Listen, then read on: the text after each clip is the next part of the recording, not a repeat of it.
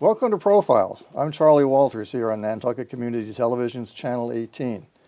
Julian Cyr was elected last November to the Massachusetts Senate, and he is serving his first term, and he's visiting Nantucket right now, as he does about every 3 weeks, and we're lucky enough to have him in the studio today.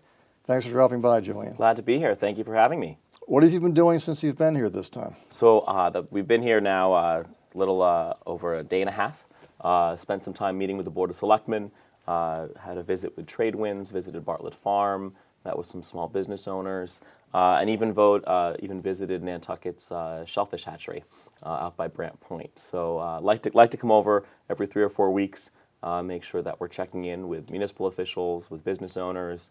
Certainly the summer season is very much gearing up. Oh, yes, it is. So I've had a lot of conversations about H-2Bs and other challenges, but it's wanted to make sure we got over here before the real busy season really started in earnest, and folks just had to, put their nose to the grindstone for July and August, because I know how busy it is. Before we get into specific issues, tell us exactly the boundaries of this district. Absolutely. So the Cape and Islands District comprises almost all of Cape Cod. It's Provincetown to Mashpee, and then Martha's Vineyard and Nantucket. So it's actually, the district comprises almost half the coastline in Massachusetts. It's a beautiful district. I'm from Truro. I grew up in Truro. My family owned a seasonal restaurant in Truro that I grew up in. So definitely feel a kinship to the island. Truro and Nantucket are quite far apart to get to from a travel perspective, but this community feels much like the small community that we have on the Outer Cape. And Truro is actually shrinking in population, and yes. Nantucket is doing anything but. Yes, so Nantucket is kind of bucking the trend in the region. So if you look at almost all the communities on Cape Cod, not only are we getting older, so Barnstable County is the oldest county in the Commonwealth, but we're aging rapidly. Truro is going to be, the little town of Truro, 2,000 people. By 2020, half the population is over 65. And Nantucket, you have the total inverse. You've actually just built a new school to accommodate your growing school population. We met with the superintendent as well the past few days being over here. That's fascinating about the population, because you sure wouldn't guess that from here. I mean, it's so close by, and you're losing people. Let's talk about the committees you're on. You're chair of one committee on Beacon Hill. So the Senate President's appointed me chair of the Community Development and Small Business Committee. And so this is the committee where all local planning issues and zoning issues go through. And it's also the committee where small business interests rest and lie. So as someone who grew up in a small business, was really grateful to have the position. We're taking up some big issues, everything from looking at how you help employees sustain businesses that have been owned by an employer when they want to sell, to have employee-owned cooperatives, looking at some zoning reform pieces, and other planning issues as well. So it's an exciting committee to chair. I'm the vice chair of the Elder Affairs Committee, which is quite important given the population on the Cape, and I'm also the vice chair of the Arts, Tourism, and Culture Committee, which is quite vital and important for the lifeblood of the economy across the whole region.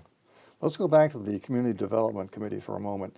If I understand one of the bills you filed, it's similar to an IRA, except you're putting money aside to possibly buy a business, which in Nantucket would certainly make sense to do it that way, because everything is so expensive here that if there's a way to make it easier for people, so much the better. Well, exactly. I mean, I look at the conditions that my parents' generation experienced and had on the Outer Cape, just like islanders who had in the 70s and 80s, being able to come to the island or grow up here, build a life, start a family, in hospitality, the trades. That was pretty accessible. Our communities, though, have become increasingly unaffordable. In the case of Nantucket and the Outer Cape, I'd say profoundly unaffordable.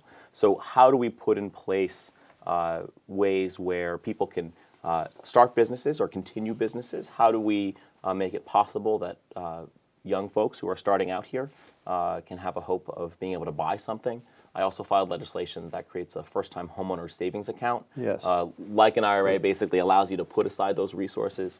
And then I've also filed legislation that helps seniors and people living on fixed income, helps them stay in their homes longer by expanding the tax credit they can take against a reduction in their property tax. Now, how soon might these come up for a vote? Not terribly soon. So the legislature, it's a deliberative process, and it's done so purposely. So these have all been assigned to committees. We're going to have hearings on the various bills. We're in the midst of doing hearings. There'll be some hearings in June and July, and then through the fall. I expect that we'll have a good sense of whether or not these will move by early winter. There's over 8,000 pieces of legislation that are filed every year by legislators on Beacon Hill, and only about 8% of that is actually enacted. So Enacted or voted on? Enacted. So actually enacted and passed by both chambers. The Senate has been a little more active. We've been pretty active. So I think we will take up. We will take up, I think, more of these. I think for me, I've really prioritized issues of affordability and housing issues in the region, and so I expect that the legislation we filed will has some legs, and we'll have a favorable, hopefully for a favorable outcome. But it's a deliberative process, and constitutionally, it's structured that way. So it's not designed to do anything fast. So you got to be patient and deliberative and really persistent. And I think having constituents weigh in, testifying, submitting testimony on legislation and explaining why it's so important to our communities is another part of that process in moving legislation forward. Does the Massachusetts legislature meet all year? We do. So we're a full-time legislature. So we meet most of the months. Being a legislature, they take the month of August off, which for me, being a guy who grew up waiting on tables in a restaurant, the idea of having August off is sort of this just bizarre concept. Well, a lot of Nantucket tradesmen take August off. They do. Yeah. Well, part of that is the people for whhom they're working are here trying to enjoy their property in August. Precisely. But also, if you're on Nantucket and it's August, you want to be able to take that time off. Exactly. It's going to take me. It'll take me. I'll have to do 7 terms in the legislature to surpass my restaurant service that I've done, starting off with my family. So very much feel a connection to that seasonality, that seasonal economy, that allows us to subsist out here at Land's End and on the island. You mentioned zoning a moment ago. Does this mean that when we vote on a zoning article at annual town meeting in April, do you eventually see that, or you don't see that? So does that have to get okayed by somebody on Beacon Hill? No, it does not. So towns actually have pretty broad authority here in Massachusetts.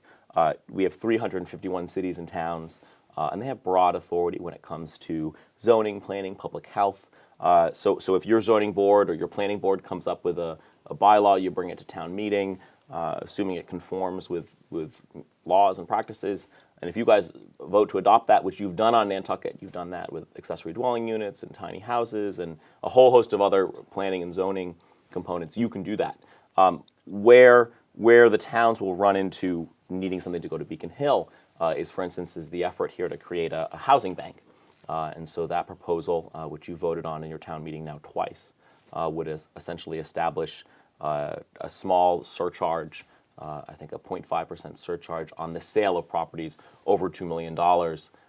Those would then go into, those resources would then go into a trust for housing, akin to how the land bank is structured. Something like that has to go up to Beacon Hill, and we have to get that approved by the legislature, and then to come back down here, which is no easy feat. Let's go to some more of the really pressing issues. H-2B visas, for one. What can you tell us about what's going on there? So, I mean, I've lived this. My family's business relied on 6 or 8 H-2B workers for years. I think H-2B workers in our neck of the woods are job creators for folks who live on island year round. We estimate across the region that for every 1 H-2B worker, 2 to 3 jobs for year-rounders are generated.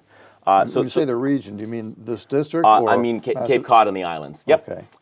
We're of all the H-2B workers that come to Massachusetts, we're sort of the biggest location.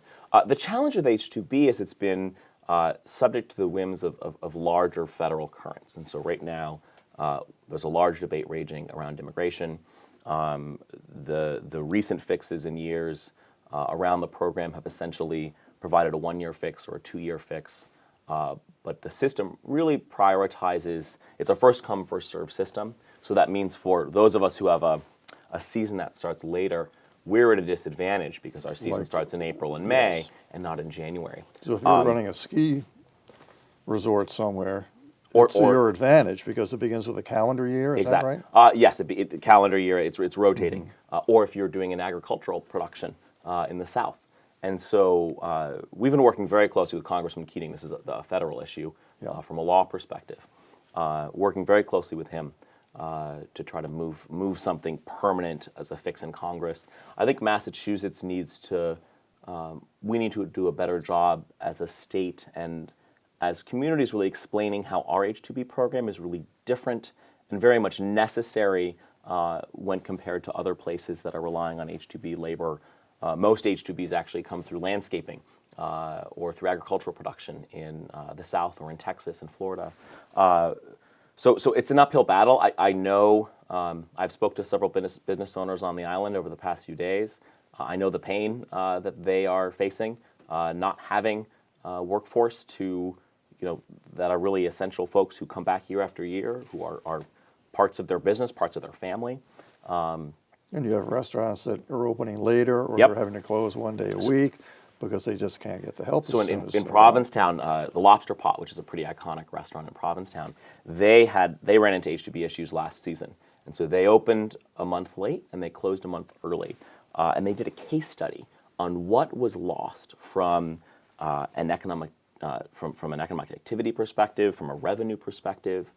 80 year-round folks on the Outer Cape, lost out on 2 months of work, all the impacts that has for health care, for unemployment, for meals tax to the state. So I think we're really committed to working with the congressman and working with businesses across the region to further tell that story. Well, for a seasonal economy, 2 months is a huge amount of time to lose. And the season also the season's extended, right? So Yes. maybe 2 decades ago, the season really was sort of just July and August, and you were yes. done Labor Day. We've worked really hard through our chambers, through businesses to really expand that season. Our season now is starting in April, and in some cases going through, the Christmas stroll in December. And so relying on the sort of traditional model that you used maybe 2 or 3 decades ago, sort of college summer help, just doesn't cut it from a workforce perspective. And moreover, it's so profoundly expensive to come here for a season that it's really difficult for, it's increasingly difficult for someone to say, hey, I want to spend my summer working on Nantucket and I'm going to come here. Well, affordable housing gets into this too, because if you're having trouble getting help and the help is having trouble finding a place to live. Precisely. And this is where, across the region, access to housing, what we traditionally call affordable housing, but also middle-income housing, workforce housing. This has become really the top issue in the region, also paired with infrastructure and wastewater and environmental concerns. But really, we're getting to a point where I think you're seeing on the Cape what's contributing to the population decrease that we've seen on the Cape is the fact that it's really profoundly unaffordable and that people are unable to come and unable to stay. On island, I think the population increase is driven by, in part, workforce that is actually staying here. But it's a real challenge, and I think that our communities need to have the flexibility from the state to solve these problems, like the idea of a housing bank. And so that's what we're trying to push for. Let's talk about water quality. If you were out at the Shellfish Propagation Lab, you probably Have heard a lot you been about out there? that. That I new have. facility is incredible. It is. In fact, I interviewed one of the people who works there on Channel 18. So, Nantucket Harbor, embayments all across the Cape. We have a single source aquifer. We have many watersheds that cross town boundaries. These embayments, the traditional wastewater that we've had across the region of septic systems are quite good at getting rid of bacteria, but they do not do anything around removing nitrogen. And so the nitrogen levels that we have been seeing in our embayments, in our ponds, are leading to some pretty significant environmental effects. The levels of nitrogen are killing eelgrass, are changing the pH, the dynamics in our marshes and our embayments. And so really we have a pretty significant challenge in the region. Nantucket, actually, you guys are actually a little ahead of the curve when it comes to wastewater. I was on ACK this morning talking about wastewater, and I learned that there was a sewer system here over 100 years ago on Nantucket. But there are parts of the island that are not on sewer. Correct. And across the Cape, only 4% of Cape Cod is on sewer. 4%? 4%. I'm shocked. So on Cape Cod, we estimate that we have a $4 billion problem, wastewater problem on Cape Cod, a $2 billion problem on Martha's Vineyard, and then perhaps another $1 billion needed here on Nantucket. And so what my team has been working on is trying to figure out how do you get some assistance from the state to help us address this problem, especially considering that if we just had to provide wastewater infrastructure for, who lives here year-round, that cost would be significantly less. But essentially, we're building systems for that peak flow that we have just a few weeks, those few busiest weeks in the summer. And so my office has been working on different proposals with stakeholders from the Chamber of Commerce's and environmental groups and municipal officials to figure out how we can get the state to chip in for at least a portion of that. Well, the state seems to be aware, at least in Nantucket's case, I can't talk for any other area, that this is a big problem here. And if they wanted to come down and lower the boom on us, they could, but they're not doing it because they get Nantucket. I think the state's been a good partner in addressing the issues of wastewater. I think the challenge is that if you look at the scale of the investments, we need a revenue source. We need about 20 or $30 million over the next 15 to 20 to 30 years. So one way that we're looking at that, there's a proposal being discussed pretty seriously in Beacon Hill that would expand the current room occupancy tax to short-term rentals and to Airbnbs and VRBOs.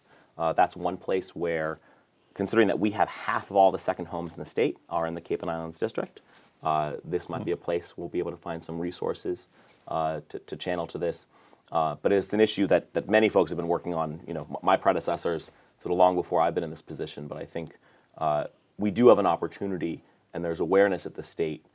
We've been trying to do a good job to make sure that my colleagues in the legislature understand the scope and the scale of the problem. Let's get back to water quality, because one of the components of that issue, as far as the harbor goes, is scalloping. Yep. And scalloping has been taking some hits for a lot of reasons for a number of years now, but water quality is among the issues that the scallop industry has to deal with. And I think as I was learning this morning, I think over 100,000 bushels that were traditionally taken out of Nantucket, and now it's down to 80,000. I might be wrong about that. 100 million. I think it's... Is it 100 million? I don't have the exact figures, but most of the catch is no longer there. Has been depleted. And most people who would have been scalloping 20 years ago or whatever are not out there now. And a Nantucket Bay scallop is a special thing, not just because of the economy, but if you've had one, I'm sure you've had plenty. They're delicious. They're phenomenal. And they're unique. And they really rely on eelgrass as their habitat. And I think what we've had happen in Nantucket Harbor, especially further up in the harbor, is a real depletion of that eelgrass and that environment, given the levels of nitrogen. Also, landscaping, fertilizer runoff is something I know the town has been working to curtail. So from the water quality piece is really tied to wastewater and nitrogen levels, but also activities that we're doing in our landscaping and runoff, and really looking at the impacts that we're having on the water. I think the good news, at least in speaking with the shellfish propagation folks, is that they're trying to align all the pieces, that if we can get through some more of these sewering projects, that if we can further reduce runoff and impacts from landscaping, that would really create an environment where the eelgrass can come back. We have this great facility in the town that's prepared to, that already puts hundreds of thousands of baby scallops and then also clams and oysters into the harbor. But I think making sure that we keep up and further push on those water quality projects is important. And there's a public health component, obviously, as well. Well, and, as my as my friend who's the chair of the Cape Cod Chamber says, if we don't have clean water, we've got nothing to sell. And I think that that's very much true here on Nantucket. It's true across Cape Cod and Martha's Vineyard. And so really realizing that water quality is not only tied to sort of our environmental health, but the viability of our economy. And that if we have dead harbors that are not appealing places to swim, to boat, to be in, I think people are going to think twice about coming here as much as they do. And so I think this isn't just an issue of an environmental integrity. It's really an issue about how do we make sure that the economic engine that sustains so many of our lives here, for those of us who live here year-round, how do we keep that going? You were talking about how much coastline, how much of the Massachusetts coastline is in your district. When you're on Beacon Hill and you're speaking with a representative from the Berkshires or from the Springfield area or the North Shore or whatever, is it difficult to convince them that the problems in your district are going to be quite different from the problems in Worcester or in Pittsfield or wherever they happen to be So from? the good news is that a lot of them, if they don't have seasonal homes here, largely on the Cape, but some here on island, they come and visit here. So they have an appreciation for sort of how beautiful and wonderful and sort of idyllic this place is. I think the flip side of that is there's a real perception of Nantucket and communities like Provincetown and Osterville and Chatham and Oak Bluffs as being these just beautiful, sweet communities with very few cares and worries. And that's not the case. The highest rate of suicide rates are here on Nantucket in the entire state. And so what I try to do, and I try to do with the entire Cape and Islands delegation, is to make sure that we're doing a good job in telling the story and saying, yes, this is an incredibly special, beautiful place. But we've got real specific challenges. Many of them actually are linked to and tied to, you talked about the Berkshires. Many Berkshire communities are struggling with some of the same challenges that we have, whether it's resources, whether it's access to broadband, which is a big issue for them. That's a big one for us on the Outer Cape. So there's actually similarities there.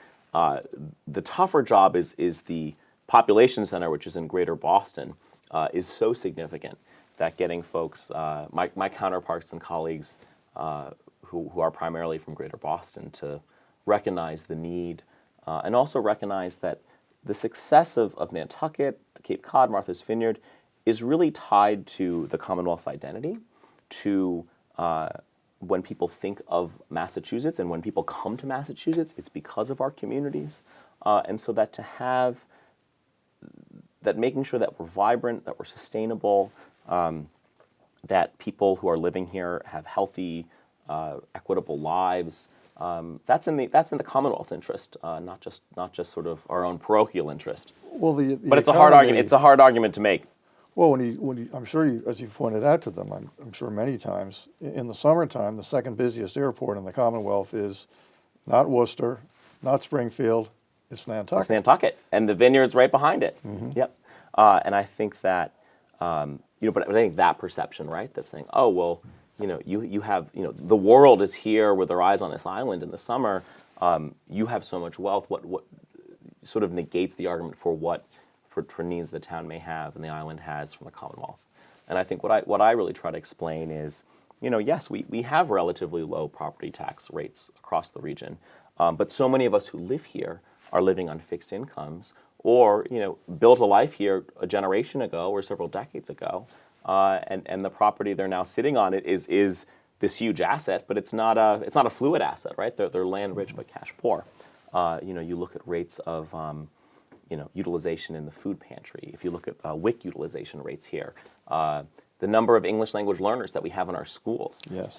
This is on a whole host of indicators, really demonstrate and show the significant need that we have here on island.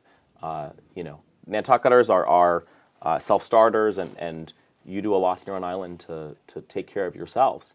But I think that my job really is to make sure that I'm telling a good story, or I'm telling the story about the two islands that we do have here, and especially folks who are being left behind. we now have a Nantucket Cultural District, and I assume that comes in your bailiwick with the Joint Committee for Tourism, Arts, and Cultural Development. Tell me about your interface with your personal interface with Nantucket as a cultural district, having a cultural district. This is something that Tim Madden, before he left, was able to get through, left office, and it's really terrific. It's one of the few cultural districts that we're now having across the state. And what we've been trying to do is there's actually a bill, there's been a challenge creating these cultural districts, and also creating community development districts has been a challenge in the Commonwealth. And so we're working on legislation to make it easier for more communities to do what Nantucket's done.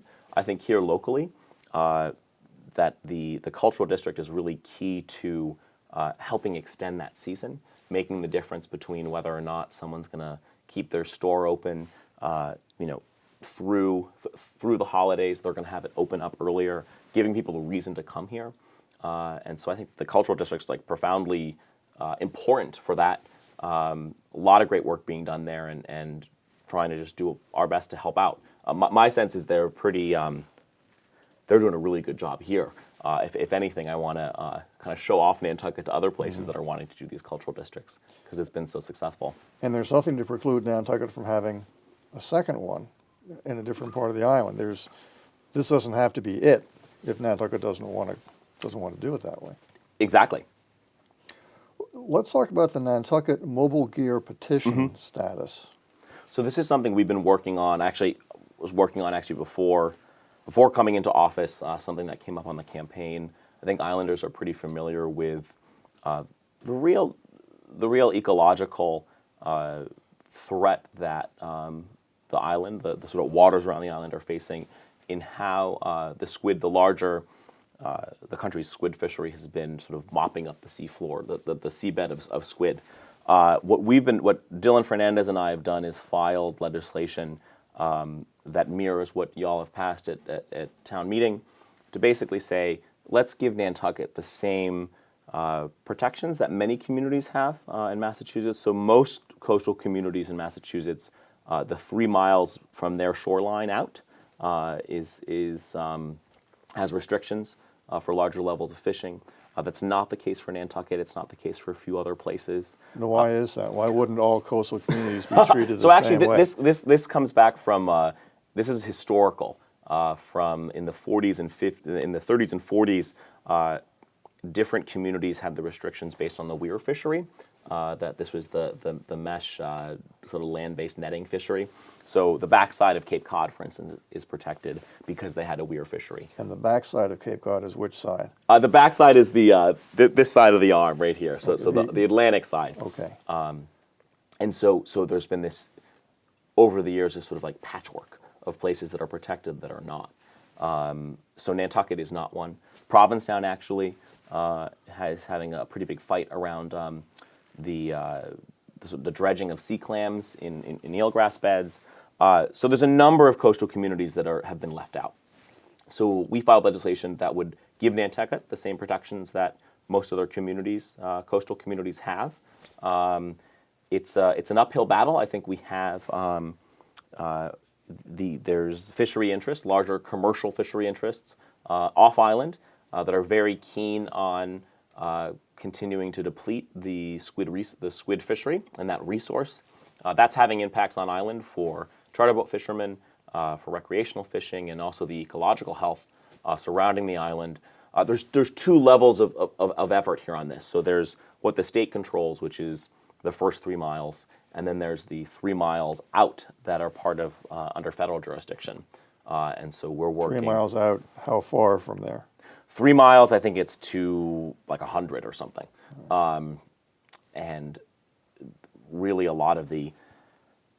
So we're working in tandem. There's something called the Mid-Atlantic States Marine Council, which has jurisdiction from those 3 miles out. They're going to be making a determination on the squid fishery pretty soon.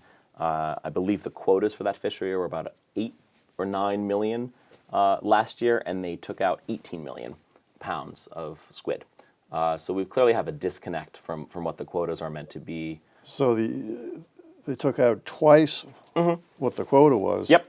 What happens in that case? Uh, Or what should happen in that case? what should happen is the quota should be adhered to. The quota, they were allowed to go above that quota because the commercial interest would argue that the fishery is there's so much squid that the fishery can sustain it.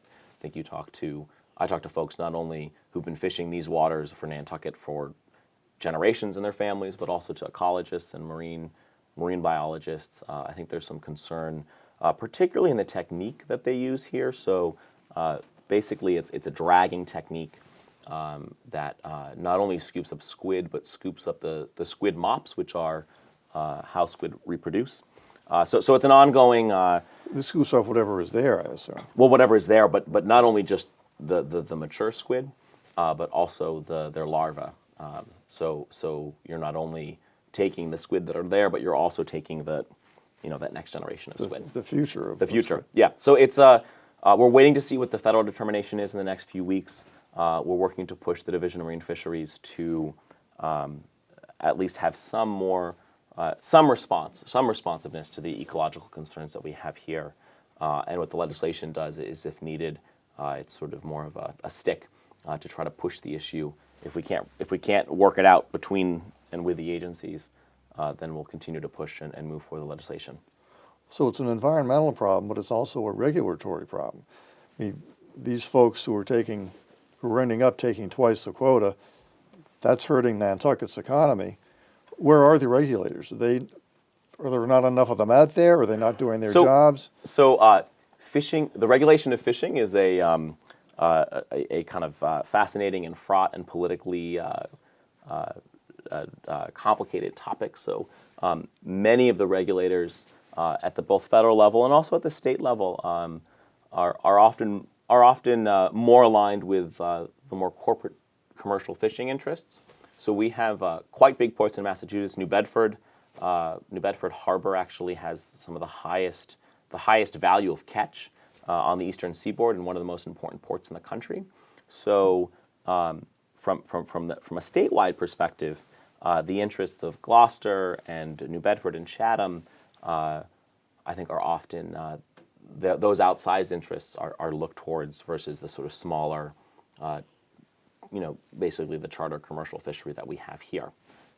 So that kind of has led to the sort of disagreement, if you will. I think if you were to talk to a regulator from the Division of Marine Fisheries at the state level or at the federal level, I think that they would be dismissive, and I know they're sort of dismissive of the concerns that we have here, and that they give priority to more commercial fishing interests. And what we're trying to do is say, hey, these are actually, one, this is a commercial interest for us here as well. It's a different sort of fishing.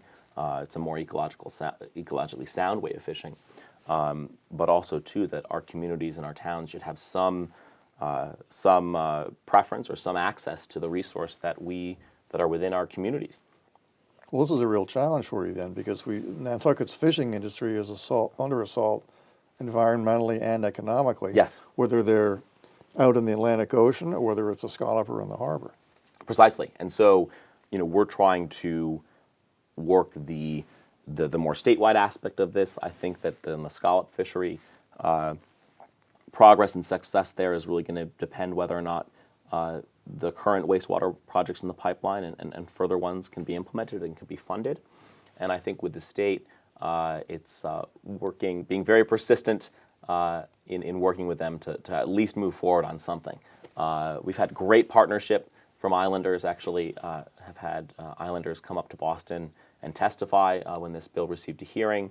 Have really great partnership from the people who are concerned and involved. But I think it is one of those uphill battles where you've got to be very persistent, and you need to make the case that both ecologically and economically of why the island should have some protection of its waters.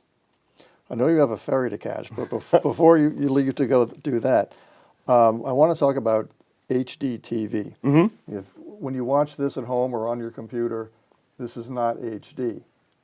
That may be changing at some point in the future. Tell us about that. So there's a proposal in the legislature that essentially would require the cable providers to provide, not only, right now they are required to provide local access, but to have local access television in HD. and that that the funding, local access is currently funded by those cable providers. That would be expanded. There's actually an initiative that we're trying to have local access and HD local access also carry the deliberations that we do in the Massachusetts Senate and do in the Massachusetts House. I think that local access, we have remarkable, wonderful local access stations on the Cape, and they really do such a good job allowing people on island, on Cape Cod, to participate in public life. They've been so successful that I have some select board meetings sort of complain that no one shows up to the meetings because they all can watch at home. Really? So there's an effort to really make sure that those cable providers, and there's just a few of them, they really have a monopoly here in the state, especially in our region, that they really continue to invest in our communities. So that's something that we're pushing for and hopeful that we can advance. State Senator Julian Cyr, thanks for coming by today. My pleasure. Thank you for having me. We appreciate it. I'm Hope to looking see forward you to be again. back. Absolutely. Thank you, Charlie. I'm Charlie Walters. Thank you for tuning into Profiles today. Please tune in again.